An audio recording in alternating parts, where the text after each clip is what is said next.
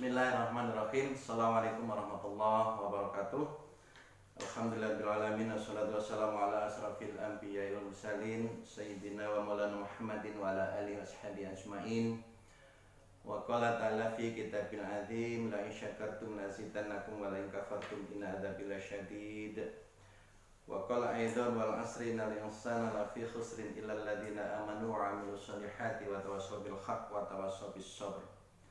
Ma'asyiral muslimin jamaah yang dirahmati Allah, pertama dan paling utama marilah kita bersyukur kepada Allah.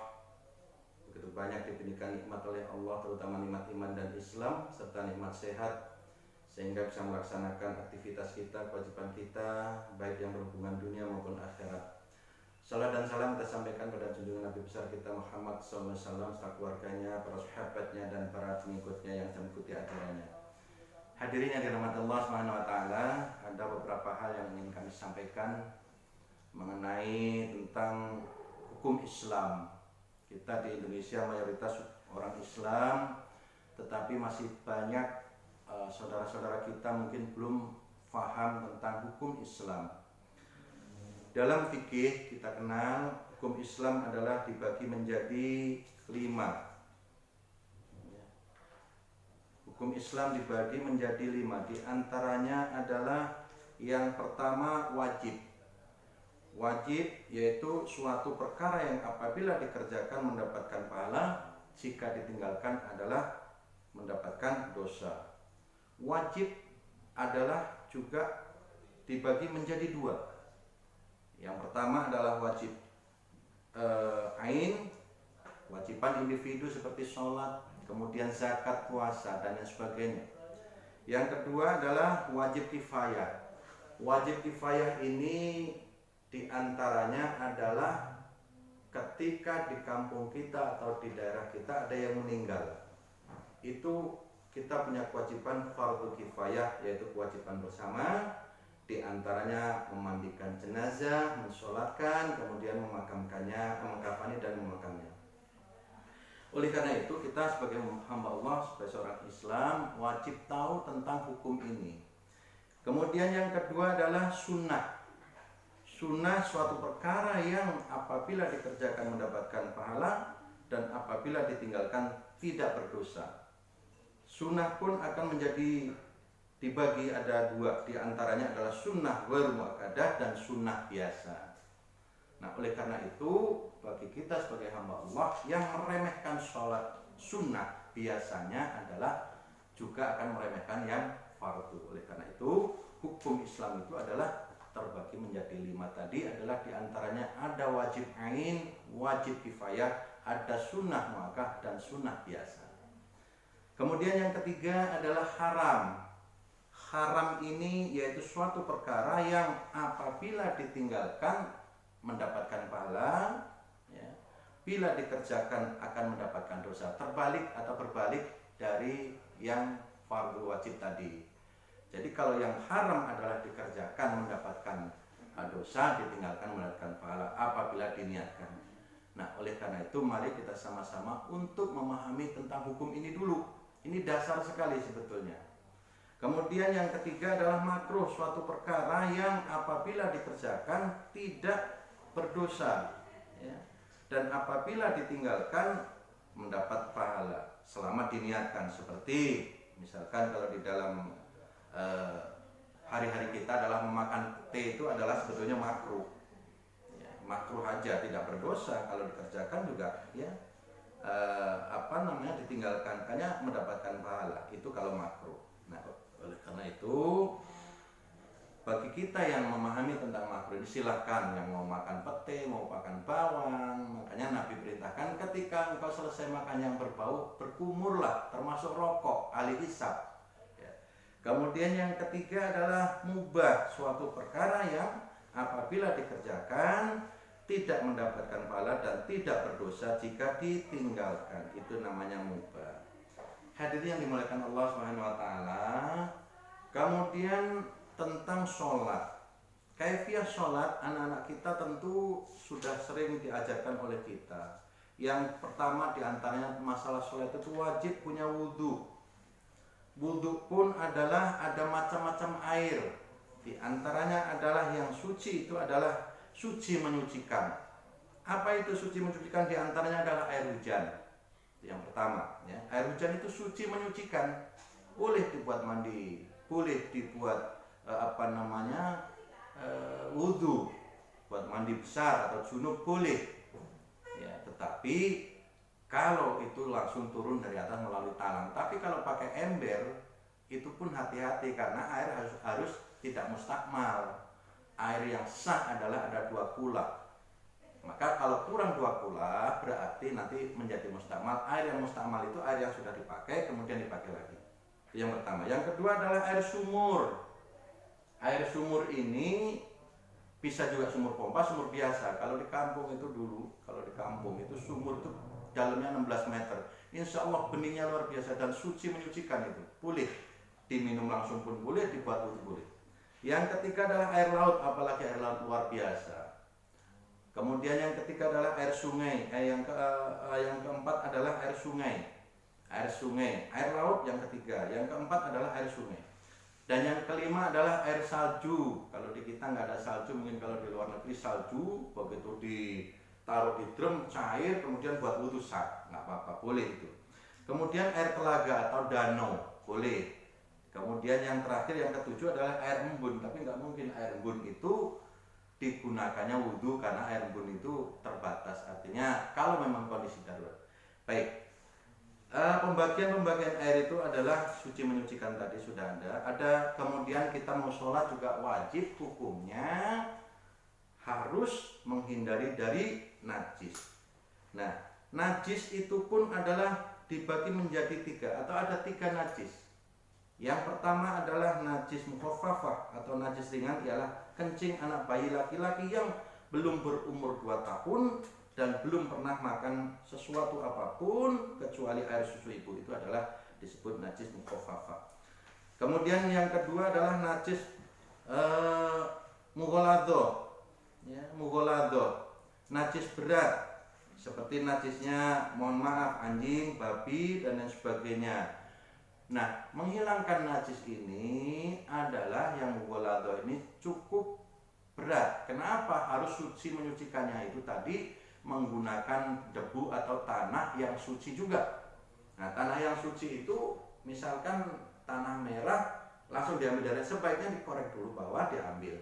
Ada di dalam kitab Ta'limut Ta'lim menyebutkan ada yang harus setiap basuhan itu 7 kali, artinya 7 berturut-turut menggunakan tanah. Ada yang menggunakan hanya sekali saja. Di antaranya adalah sekali menggunakan tanah baru dibasuh.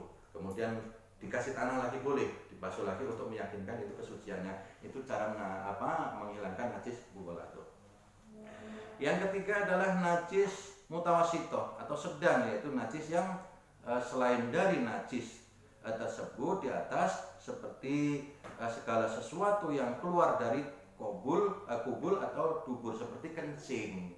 Nah, itu juga wajib hukumnya dibersihkan sebelum kita berwudu. Ini fikih ini supaya anak-anak kita paham tentangnya, karena banyak sekali anak-anak kita ini ketika mohon maaf di mana-mana saya lihat itu kalau kencing sambil berdiri. Kalau sambil berdiri ketika kita bersuci itu biasanya cepretan air yang dari alat farji kita atau dari kencing itu adalah bisa mencepret atau kena posisi di celana kita sehingga pakaian kita itu menjadi najis. Oleh karena itu syarat dan rukun untuk sholat supaya sah itu adalah harus suci baik badannya, kemudian pakaiannya dan tempatnya, tentu dengan niat. Baik, ini masalah pembahasan tentang hukum najis. Ya. Baik, untuk selanjutnya tentang wudhu, ini masih fikih ya, masih fikih. Jadi fardu wudhu itu adalah yang pertama adalah niat. Ada 6 fardu wudhu itu ya. Kalau kita belajar dulu di pesantren atau mungkin ngaji di kampung itu diajari oleh ustaz-ustaz kita, nawaitu wudhu li raf'il hadatsil asghari fardhan lillahi ta'ala. Ini dasar ya. Aku niat berwudu untuk menghilangkan hadas kecil fardu karena Allah ya. Kemudian yang kedua, Yang kedua adalah membasuh muka. Nah, membasuh muka ini dari tumbuhnya rambut ke kepala hingga bawah dagu. Baik, mungkin bisa saya praktekkan. Ketika kita membasuh muka, mohon maaf ini, kadang-kadang kita kalau membasuh muka tuh hanya begini saja. Padahal seharusnya begitu kita ambil air itu naruh sini, tarik ke bawah. Ya, tarik ke bawah, baru buang ke belakang. Nah, inilah tata cara untuk membasuh muka. Ketika yang kedua sama, ya, kedua sama. Kenapa? Kalau mazhab Syafi'i itu adalah harus 3 kali. Kenapa? Untuk menghindari ketika ada air yang tidak membasahi anggota muka kita. Makanya sangat apik kalau menurut kami bahwa mazhab Syafi'i ini sangat hati-hati. Jadi begitu ambil air, ini pun harus hati-hati. Kalau kan dari keran begitu plak, ini diambil, ya, ke bawah, buang ke belakang. Ini kita menghindar, jangan sampai air yang sudah kita pakai lagi di tangan kita, itu namanya mustamal. Jadi nanti wudunya tidak sah, ya. Baik, itu yang pertama. Kemudian yang kedua, mengusap bagian rambut. Mengusap bagian rambut ini ada kalanya hanya 3 kali begini udah sah katanya. Silahkan. Jadi kalau rambut berarti begitu ini diusap, ya. Yang keduanya ini harus tentu harus dari atas ke belakang. Nah, setelah muka kita kan tangan, ya. Setelah muka kita tangan.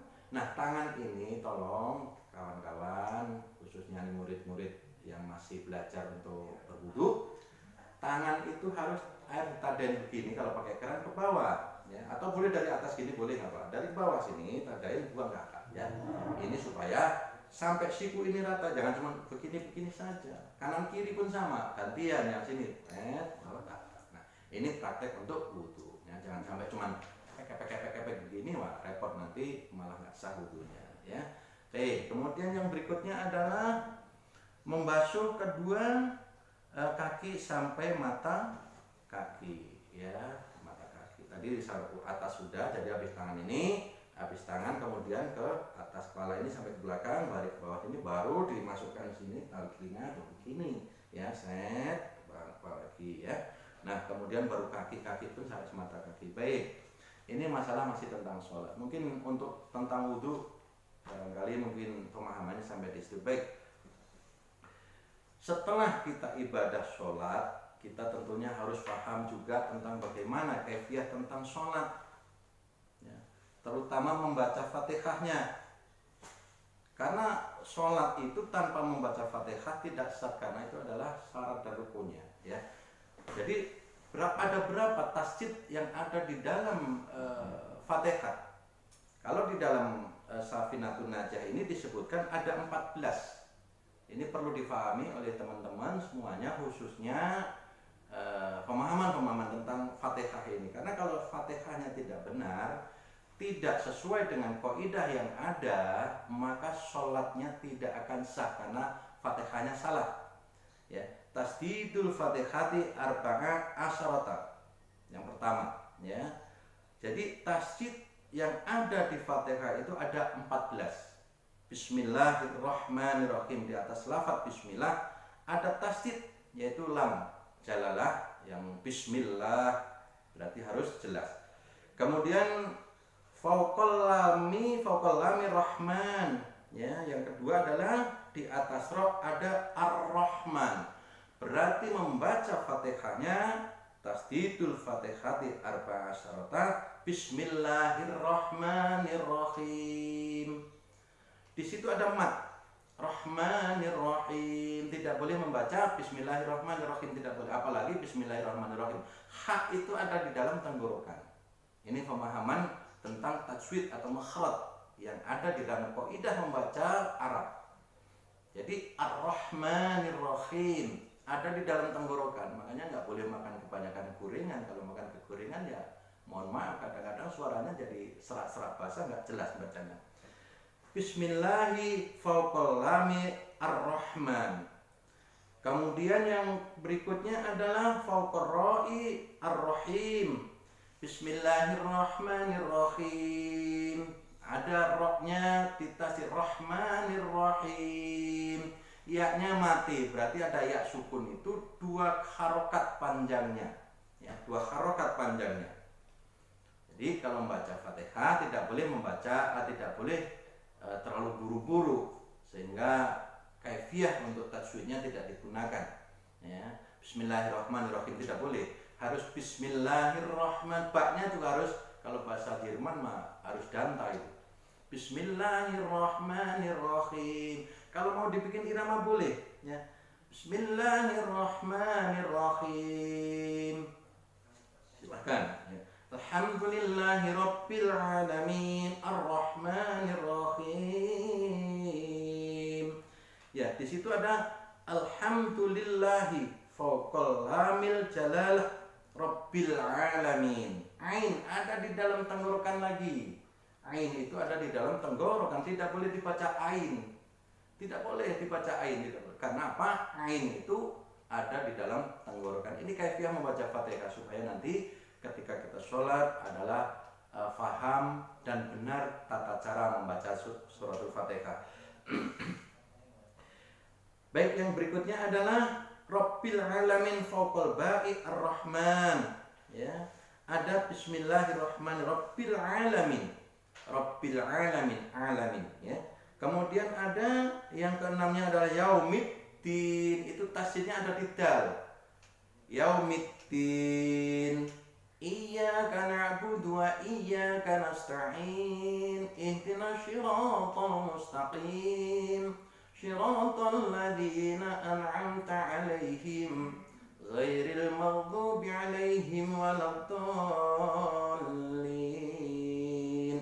Itu kaifiyah untuk membaca suratul Fatihah supaya jadi bagus untuk makhrajnya. Baik. Kemudian berikutnya yang ketujuh, tadi sudah disampaikan juga ada kalimat Ar-Rahim. Di sini ada fauqal ya'i wa iyyaka nasta'in. Fauqal ya'i ihdinas siratal. Shotnya tasdid. Huruf shot dengan sin harus dibedakan. Kenapa? Kalau sin nanti artinya akan salah. Jadi kalau shot ya shot, siratal tidak boleh dibaca siratal. Siratal tidak boleh. Harus dibaca siratal, ya. Baik. Ihdinas ada di mana? Hak itu ada di dalam dada. Ihdinas tidak boleh hanya baca ihdinas, tidak boleh. Ya, harus jelas. Ihdinas siratal mustaqim. Qafnya pun ada di dalam qalqalah. Ihdinas siratal mustaqim. Tidak boleh dibaca siratal mustaqim, nanti jadi kaf atau jadi huruf kaf, ya. Kemudian berikutnya adalah fauqal lami an'amta. An'amta ada an'amta alaihim ghairil maghdubi alaihim waladdallin. Lamnya tasdid, dotnya adalah mat topi. Di situ ada mat, harus panjang. Panjangnya waladdallin ada 6, ya. 5 sampai 6 boleh, ya. Kemudian yang terakhirnya adalah waladdallin, itu boleh dilebihkan dari mat topinya, boleh. Waladdallin. Jadi sekali lagi akan saya berikan contoh tentang membaca suratul Fatihah yang baik. Bismillahirrahmanirrahim. Alhamdulillahi Rabbil Alamin Ar-Rahmanir-Rahim. Mau diwasolkan boleh, mau diwakaf boleh. Kalau mau diwasolkan berarti Bismillahirrahmanirrahim. Alhamdulillahi Rabbil Alamin Ar-Rahmanir-Rahim Maliki Yaumiddin. Kalau di mim Maliki Yaumiddin berarti wasol terus. Tapi kalau mau diwakaf Maliki Yaumiddin, nah itu berarti situ. Iyyaka na'budu wa iyyaka nasta'in ihdinas siratal mustaqim siratal ladzina an'amta 'alaihim ghairil maghdubi 'alaihim waladdallin. Baik, kita lanjut masalah sholat. Nah, setelah kita sholat tentu harus ada aplikasi bagaimana hasil daripada sholat kita. Karena di dalam hukum Islam itu adalah ada Islam, iman dan ihsan. Ya, menurut Ibnu Ajibah Al-Hasani bahwa Islam itu adalah jalan syariat. Jadi kalau orang beribadah harus menggunakan syariah. Syariahnya bagaimana? Tentu sudah ada di tuntunan baik fasolatan maupun fikih-fikih yang lainnya. Fungsinya untuk apa ibadah?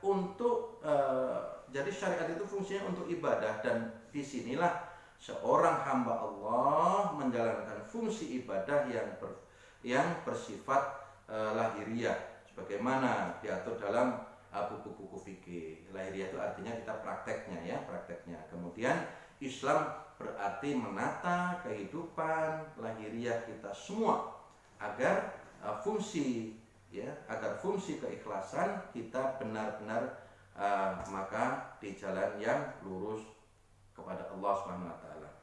Maka di dalam kaifiyah ini juga ada 3 tentang Islam ini. Ya, yang pertama, ini karena pendidikan Islam atau pendidikan PAI, ya, pendidikan agama Islam untuk kita semua, khususnya anak-anak kita yang ada di kelas 10 dan kelas 11, mungkin kelas 12 sudah selesai.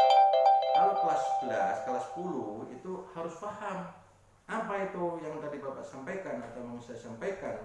Yang pertama adalah taubat, ya. Kemudian waro itu adalah menjaga perintah Allah dan menjauhi larangannya, itulah waro. Ya. Kemudian yang ketiga adalah istiqomah. Nah, istiqomah ini berat. Kalau orang kadang-kadang mau istiqomah yang bagaimana? Istiqomah juga terbagi menjadi beberapa hal. Nah, jika ketiga hal ini dilakukan, maka keislaman kita juga berjalan dengan baik. Artinya orang yang tidak bisa istiqomah manakala setiap hari orang tidak mau bertobat dan tidak mau bersifat waro. Baik, iman. Sekarang iman ini, supaya sekarang ini banyak orang yang beriman tetapi hanya lisan saja. Kadang-kadang pelaksanaannya, saya beriman, saya percaya kepada Allah, ya, Allah itu esa, tapi sampai sholat orang, nah, berarti imannya masih cukup iman saja. Kalau orang yang beriman itu harus melaksanakan perintah Allah, menjauhi larangan-larangannya tadi yang disebut waro tadi. Nah, itulah orang yang beriman. Kemudian istiqomah bagaimana? Istiqomah itu adalah pelaksanaannya. Misalkan kita membiasakan sholat berjamaah secara istiqomah, continuous kalau bahasa kita, continue atau rutin. Nah, itu disebut istiqomah. Ya. Alhamdulillah Pak, saya istiqomah. Teman-teman saya yang kelas 10, kelas 12, kelas 11 istiqomah Pak. Sholat subuh kesiangan bahkan ditinggalin. Nah, itu istiqomah juga. Cuman istiqomah nggak benar kan gitu ya. Jadi istiqomah itu artinya ibadah atau sesuatu yang dikerjakan secara kontinu. Baik itu masalah ibadah, membaca Al-Quran dan lain sebagainya. Baik. Jadi fungsi iman adalah untuk menata keimanan dengan batin kita. Ya, orientasinya keimanan kita adalah supaya batin kita untuk semata hanya menuju Allah Subhanahu wa Ta'ala. Aspek kehidupan sehari-hari kita dan lain sebagainya. Kemudian dari hasil iman tadi, insya Allah kita akan menjadi hamba Allah. Yang pertama adalah jalan menuju Allah itu adalah secara kontinu atau istiqomah, adalah konsisten mungkin, ya. Ada 3. Yang pertama adalah keikhlasan. Segala sesuatu tidak diikhlaskan maka akan menjadi sia-sia buat kita. Kenapa? Dengan ikhlas inilah kita beribadah karena Allah Subhanahu wa Ta'ala. Kemudian yang kedua adalah kejujuran hati. Orang yang ibadahnya tekun, ibadahnya yang baik, maka dia akan jujur.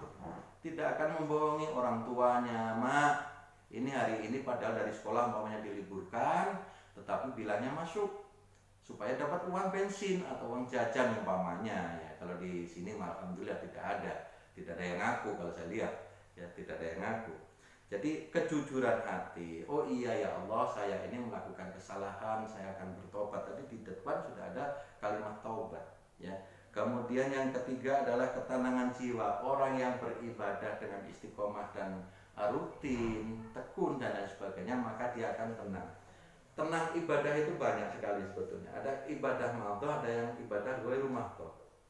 Yang ibadah madhah adalah yang berhubungan langsung kepada Allah, diantaranya adalah sholat, ya, kemudian ada puasa, zakat dan sebagainya, ya. Yang ghairu madhah yang berhubungan dengan hamba Allah atau manusia, Seperti apa? Termasuk orang tua. Ya, maka di dalam Al-Quran di ayat surat Al-Baqarah ayat 83 disebutkan, wa idza akhadna mitsaqa bani Israila la ta'buduna illallah wa bil walidaini ihsana wa dzil qurba wal yatama wal masakin wa qulu lin nasi husna wa aqimus salata wa atuz zakata thumma tawallaitum illa qalilan minkum wa antum mu'ridun.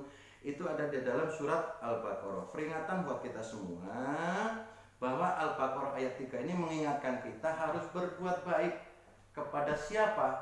Di situ ada kalimat yang pertama, wa id akhadna rahim wa id akhadna mitsaqa bani Israila la ta'buduna illallah wa bil walidaini ihsana wa dzil qurba wal yatama wal masakin wa qulu lin nasi husna wa aqimus salata wa atuz zakata tsumma tawallaitum illa qalilan minkum wa antum muridun. Dari ayat 83 surat Al-Baqarah ayat 83 ini mengingatkan kita bahwa di dalam kehidupan kita sehari-hari harus berbuat baik kepada kedua orang tua, kepada saudara-saudara kita, famili kita, kepada anak yatim, kemudian kepada fakir dan miskin, kepada sesama manusia. Setelah kita berbuat baik, di situ dianjurkan wa aqimus shalah wa atuz zakah. Laksanakanlah sholat dan tunaikan zakat. Artinya perintah melaksanakan sholat ini adalah wajib hukumnya berdasarkan hukum Islam yang pertama tadi. Hukum Islam ada 5, diantaranya adalah wajib. Apa yang harus dilaksanakan wajib? Diantaranya adalah sholat 5 waktu. Nah, oleh karena itu, bagi kita sebagai hamba Allah, Allah ingatkan dalam surat Al-Baqarah ayat 83 ini adalah untuk berbuat baik kepada kedua orang tua. Wa idza akhadna mitsaqa bani Israila la ta'buduna illallah wa bil walidaini ihsana wa dzil qurba wal yatama wal masakin wa qulu lin nasi husna wa aqimus salata wa atuz zakata thumma tawallaitum illa qalilan minkum wa antum muridun.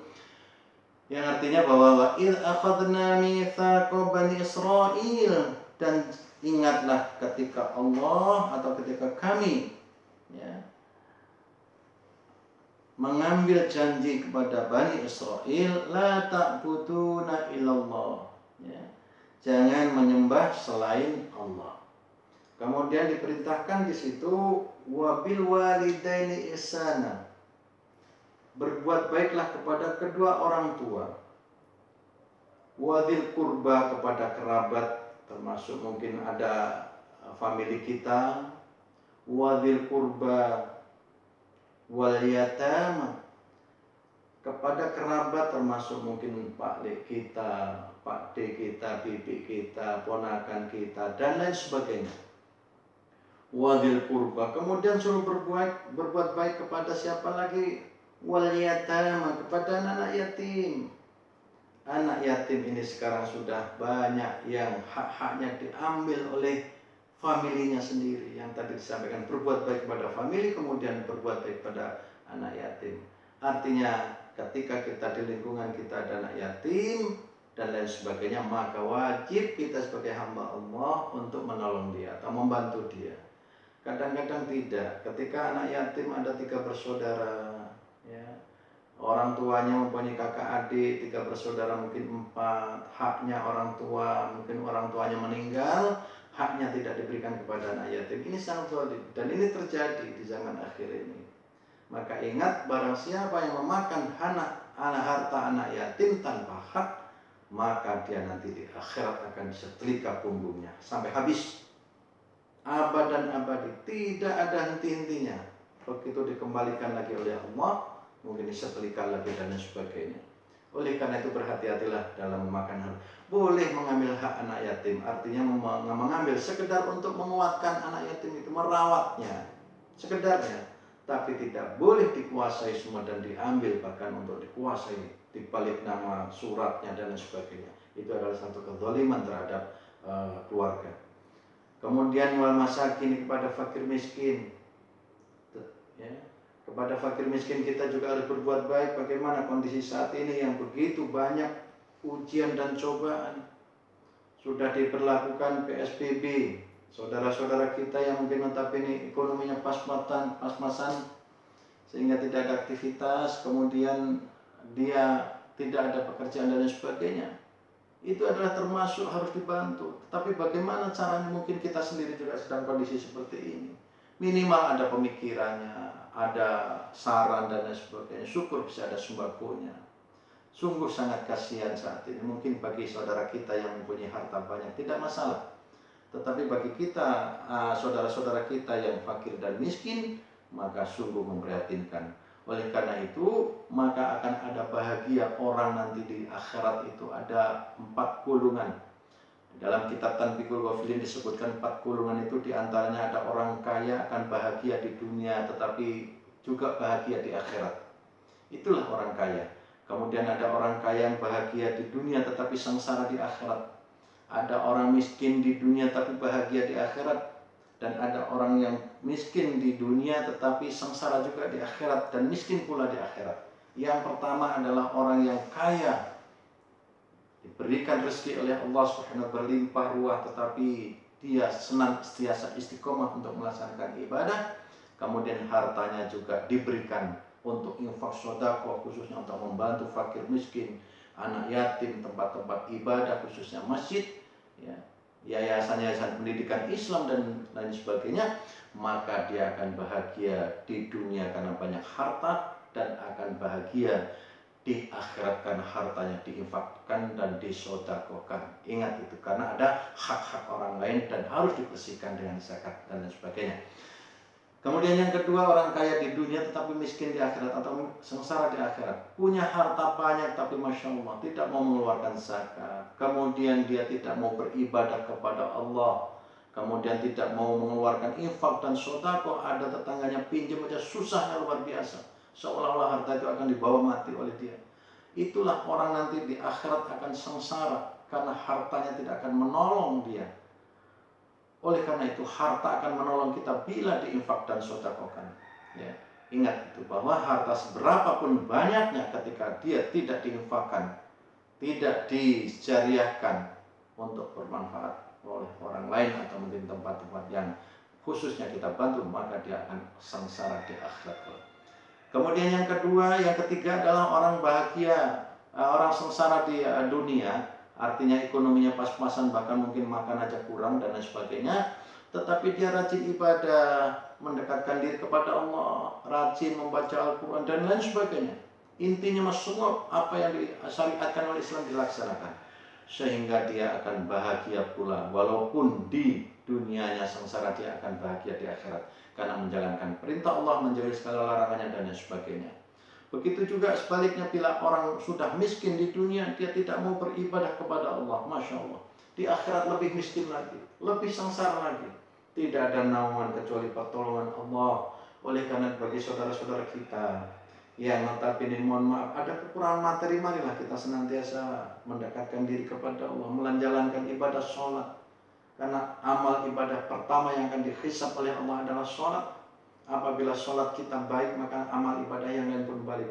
Jadi sekarang ini sudah banyak di antara kita, hamba Allah, saudara-saudara kita yang sudah sengsara di dunia, ekonomi pas-pasan dan lain sebagainya, tetapi dia berani meninggalkan perintah Allah SWT yang namanya sholat dan ibadah yang lain. Ya. Oleh karena itu, mari sama-sama untuk meningkatkan ketakwaan kita kepada Allah SWT. Kemudian yang berikutnya hadirin adalah orang yang akan bahagia dunia akhirat itu sebetulnya adalah ada kuncinya di kita sendiri, asalkan mau menjalankan perintah Allah. Di antaranya apa? Tadi hukum Islam sudah ada wajib, ada sunnah, ada haram, ada makruh, ada mubah.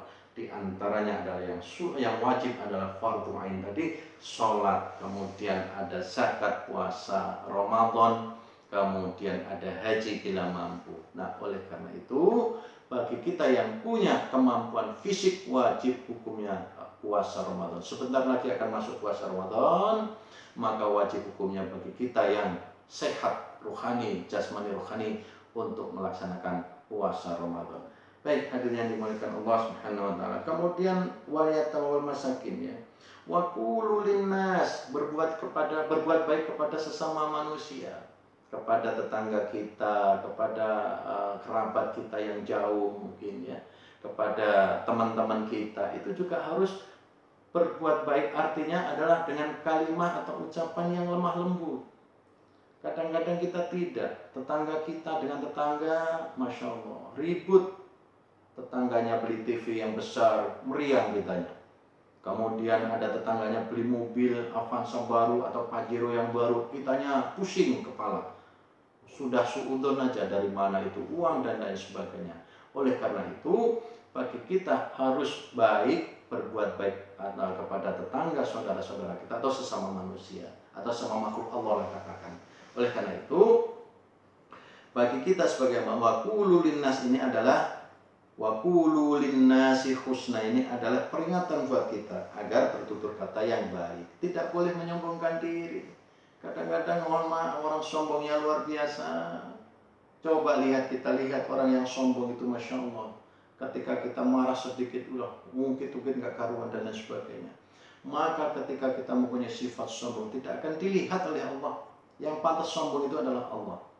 Orang kadang-kadang punya jabatan, punya materi, sombongnya luar biasa, Masya Allah. Ingat, orang sebesar apapun, sesehat apapun, sekaya apapun, ketika meninggal, mohon maaf, mau digulingin ke kanan, mau disiram air, mau dimandiin, tidak akan melawan ya.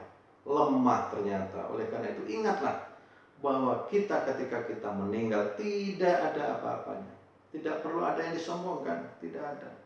Yang memandikan digulingin ke kanan, mau ditekan perutnya, dikeluarin kotoran dan lain sebagainya, dia akan diam, tidak akan melawan.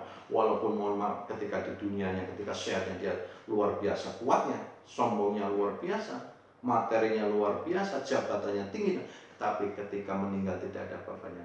Oleh karena itu bersyukurlah kita kepada Allah bahwa kita sampai saat ini masih dibimbing oleh Allah dalam melaksanakan ibadah, sehingga tidak muncul kesombongan-kesombongan yang ada. Baik, hadirin yang dimuliakan Allah Subhanahu wa taala. Kemudian dilanjutkan dengan wa aqimus shalah. Wa aqimus shalah, dan dirikanlah salat. Wa atuz zakah, laksanakan atau tunaikanlah zakat.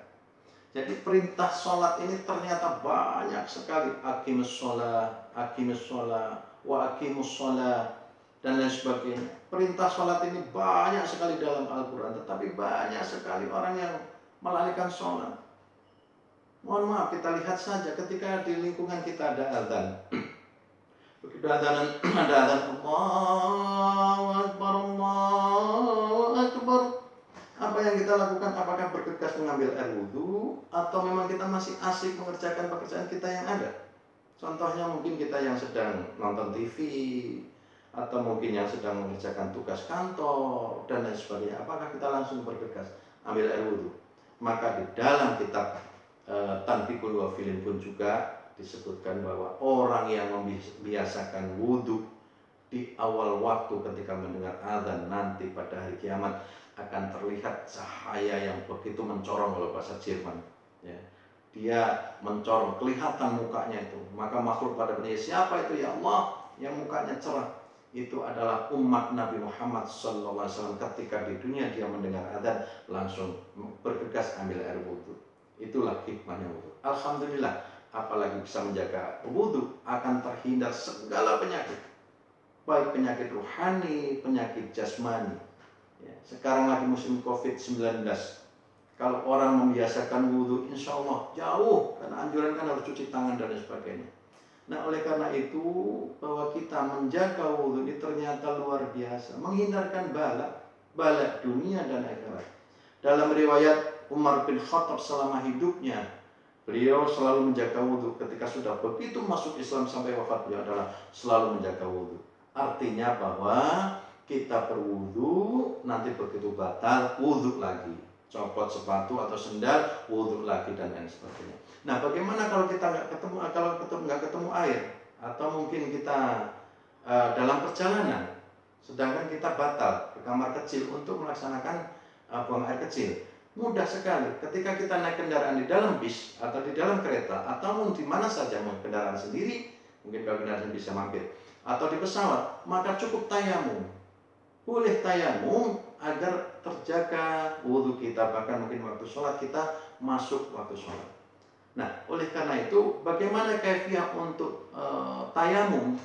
Di dalam kaifiah fikih adalah orang yang bertayamum itu boleh hanya ditempelkan saja di kaca atau di dinding, ya. Oleh karena itu cara tayamumnya adalah mudah, tidak seperti wudhu, hadirin, tidak. Jadi begitu tayamum, nawaitu, diniatkan tayamum, ditempelkan begini, ini prakteknya, ya. Tempelkan begini, udah diusap muka. Yang kanan ini adalah ke muka kiri, yang kiri, tangan kiri adalah muka ke kanan. Atau mau boleh bareng, begitu ditempelkan ke tembok, plek, udah kita silat, ya. Boleh begini. Tidak perlu diulang-ulang lagi, jangan diulang-ulang lagi, ya. Cukup sekali saja. Itu kaifiah tayamum. Yang kedua, ditempel lagi, jangan di tempat yang barusan kita tempel. Atau mungkin kita sedang dirawat di rumah sakit, biasanya tempelkan aja tembok ke belakang seperti ini. Begitu ini, tempelkan. Mulai dari mana? Dari pergelangan tangan sini ke bawah sampai siku, balik ke atas, sudah cukup. Tidak harus diulang-ulang dari telapak tangan, nanti mustakmal. Karena yang telapak tangan ini akan dipakai gunakan yang kiri. Kemudian tangan yang kanan seperti ini, set, selesai. Begitu yang kiri, mau dari bawah boleh, dari atas boleh. Dari sini set ke bawah, kemudian baru ke atas. Udah cukup, udah, kaki nggak usah. Itulah kaifiah tayamum. Baik, hadirin yang dimuliakan Allah Subhanahu wa taala. Jadi kemudian zakat, tadi sudah disinggung di awal, adalah zakat termasuk orang yang kaya tadi, ya. Wa aqimus shalah wa atuz zakat. Anak-anakku yang dirahmati Allah, termasuknya di SMK maupun di SMA, ya. Ini banyak yang seringkali meremehkan sholat, terutama sholat subuh. Kalau kita main HP sampai pagi kuat, ya, bahkan mungkin sampai subuh pun kuat main HP. Tetapi subuhnya kelewat. Kalau ditanya kenapa kamu nggak sholat subuh? Dalam satu kelihatan yang sholat subuh hanya 2 umpamanya. Nah, ini pernah saya tanyakan, ya, karena saya ngajar di agama, saya tanyakan kenapa kamu kok selalu ninggalin sholat subuh? Istiqomah, Pak. Istiqomah apa? Istiqomah ninggalin sholat, kan luar biasa pengakuan. Itu ikhlas namanya, jujur dia. Tetapi jangan membiasakan meninggalkan sholat satu waktu saja, jangan. Apalagi istiqomah ninggalin sholat subuh. Karena orang yang meninggalkan sholat 5 waktu atau satu waktu saja sholat subuh, nanti di akhirat, di dalam kitab Taqul Akbar disebutkan, dia akan menerima ganjaran atau hukuman selama 60.000 tahun. Satu hari di akhirat adalah 80 tahun di dunia, tinggal kalikan saja. Nah, kalau 60.000 tahun satu waktu, lah kalau ninggalin sholat istiqomah dalam masa remajanya sekian tahun, nah tinggal dihitung sendiri, wallahu a'lam. Ya. Oleh karena jangan beraninya untuk meninggalkan sholat, khususnya sholat 5 waktu. Karena sholat 5 waktu inilah yang akan dihisab oleh Allah yang pertama kali. Pertama kali yang akan dihisab oleh Allah adalah sholat 5 waktu. Baik, hadirin yang dimuliakan Allah Subhanahu wa taala.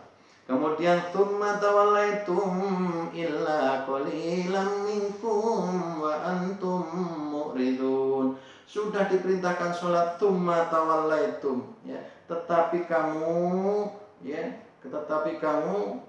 banyak yang bangkang, ya. Tetapi kamu, di sini disebutkan tsumma tawallaitum, ya, tetapi kemudian kamu mengingkari. Banyak orang yang mengingkari sholat. Sholat, nah, taraja tobatnya kalau sudah tua, ya siapa tahu masih muda meninggal dulu, bapak belakangan, anak-anak duluan, atau mungkin anak-anak duluan, bapak juga belakangan, bisa aja.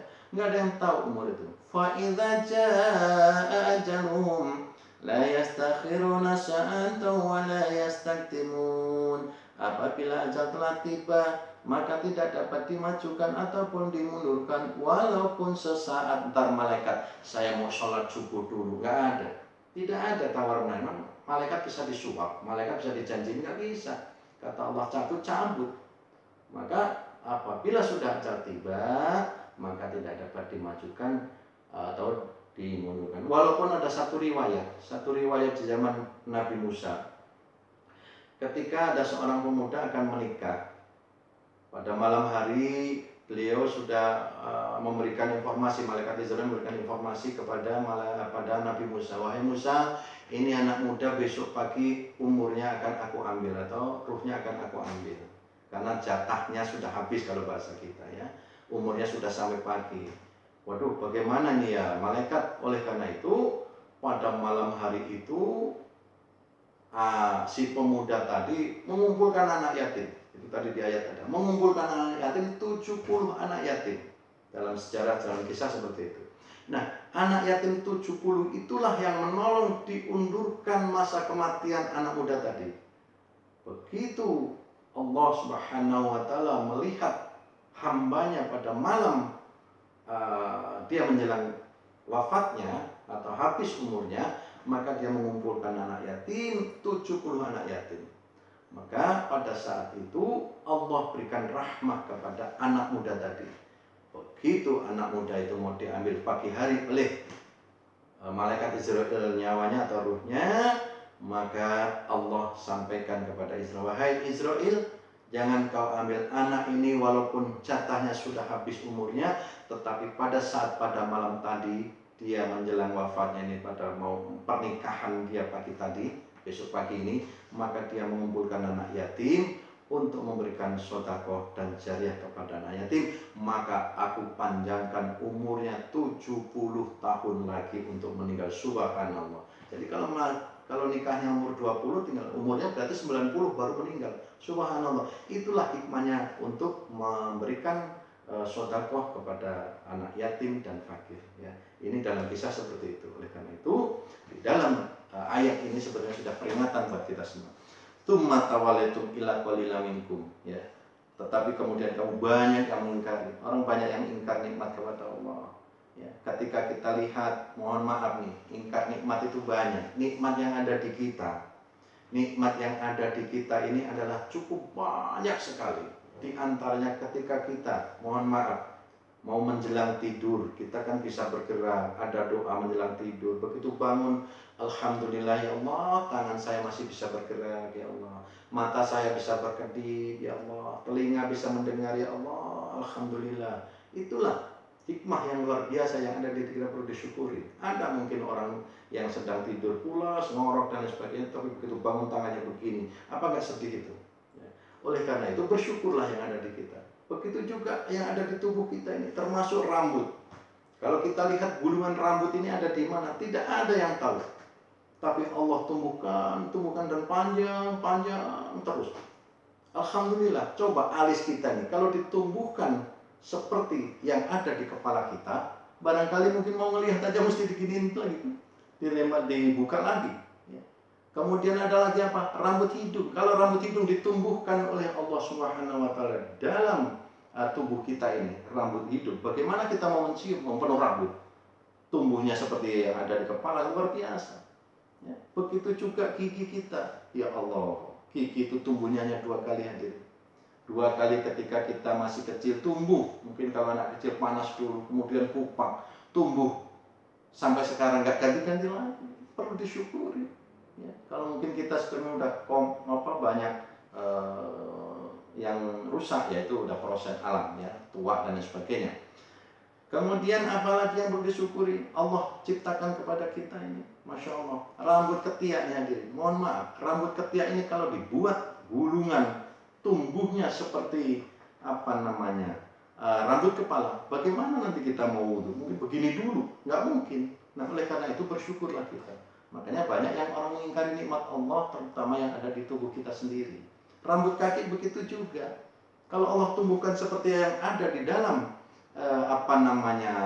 kepala, bagaimana kita mau naik motor? Seripet duluan, nyungsep duluan bahasa kita. Ya, jatuh duluan karena rambutnya panjang, banyak tumbuh. Coba dari kecil mau begini saja tuh rambut, ya Allah. Ya, masya Allah di rambut kaki ini. Bahkan mungkin kalau perempuan nggak numbuh ya. Coba kalau laki ada yang numbuh agak lebat dikit.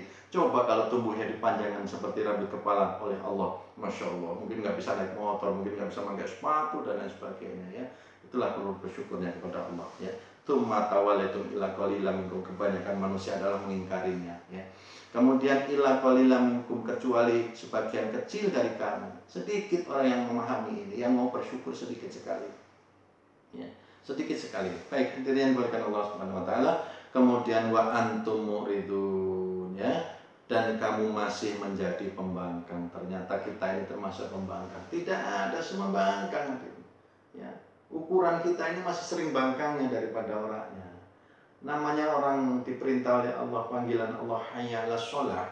Itu kalau yang tadi di depan sudah saya sampaikan bahwa harus bergegas segera untuk melaksanakan sholat, maka laksanakan sholat. Tetapi masih kita sering leha-leha, ya, yang nyangkul masih nyangkul, yang nepok masih nepok, mungkin yang lagi ngadu ayamnya terus istiqomah ngadu ayam, masya Allah. Baik, hadirin yang dimuliakan Allah Subhanahu wa taala, mudah-mudahan apa yang saya sampaikan ini bisa menjadikan satu motivasi buat kita sebagai hamba Allah, apalagi menjelang Ramadan, ya. Ramadan ini adalah dalam bulan pendidikan secara total oleh kita. Bagaimana rasanya orang yang haus dahaga mungkin kita rasakan pada saat puasa. Nah, oleh karena itu dalam ayat tadi harus membantu fakir miskin itu dalam rangka untuk mendidik dan melatih diri kita. Kenapa? Puasa itu adalah wajib hukumnya, ya. Tadi di hukum Islam yang awal ada hukum wajib, diantaranya adalah melaksanakan puasa. Nah, puasa pun ini ada kaifiahnya. Seseorang yang berpuasa maka wajib hukumnya menjaga lisannya. Tidak membatalkan puasa, tapi merusak pahala puasa. Jadi yang membatalkan puasa itu diantaranya adalah memasukkan sesuatu, ya, memasukkan sesuatu kepada lubang yang ada di dalam tubuh kita. Di antaranya adalah lubang hidung, telinga, mulut, itu tentunya. Kemudian yang bawah, ya. Kemudian ada lagi yang membatalkan adalah keluar dari Islam, ya, murtad. Ya. Kemudian orang yang batal puasanya yang disengaja, maka wajib hukumnya dia mengqadha atau harus nukar, ya, di luar Ramadan. Oleh karena itu bagi kita sebagai sebentar lagi adalah puasa Ramadan, mari kita sama-sama mempersiapkan diri untuk senantiasa pelaksanaan ini agar bisa dilaksanakan oleh kita. Oleh karena itu mungkin yang penyampaian saya bisa dimengerti. Mudah-mudahan apa yang saya sampaikan ini bisa diaplikasikan dalam kehidupan sehari-hari. Wallahu muwaffiq ila aqwamit thoriq. Assalamualaikum warahmatullahi wabarakatuh.